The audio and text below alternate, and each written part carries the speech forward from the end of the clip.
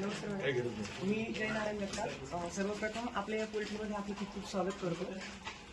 Ma'am, म्हणजे आता तुम्ही तर आपलं पोल्ट्री युनिट बघितलं, तर त्यामध्ये अशी इच्छा आहे की समजा आता तुम्हाला ज्या काही चुका असतील किंवा आम्ही यामध्ये काही नवं ॲड केलं पाहिजे किंवा जे आहे त्यामध्येच आम्ही आणखी काही नवं करू शकतो, तर याबद्दल थोडंसं मार्गदर्शन करावं.